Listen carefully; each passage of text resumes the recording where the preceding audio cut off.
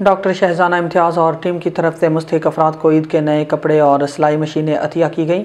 जेहलम से TV19 news के director doctor तसव्वुर हुसैन मिर्ज़ा की रिपोर्ट के मुताबिक मेहरबानी वेलफेयर प्रोजेक्ट की जानिब से आज दोबारा तकरीबन 50 बच्चों को ईद के लिए नए कपड़े और 4 खवातीन के लिए अपना रोज़गार चलाने के लिए मज़ीद 4 सिलाई मशीनें दी गईं। डॉक्टर शहजाना इम्तियाज़ और उनकी टीम ने हर साल ईद उल फितर से कबल नए कपड़े मुस्तहिक अफराद को देने का सिलसिला जारी है।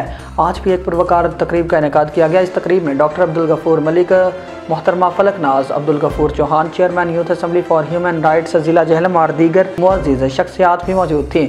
शुरका का कहना था कि हर साल की तरह इस साल भी डॉक्टर शहजाना इम्तियाज़ और उनकी टीम ने मेहरबानी वेलफेयर प्रोजेक्ट के प्लेटफॉर्म से ईद उल फितर से कबल आज दूसरी दफ़ा खवातीन और बच्चों के लिए नए कपड़े और सिलाई मशीनें भी दी हैं।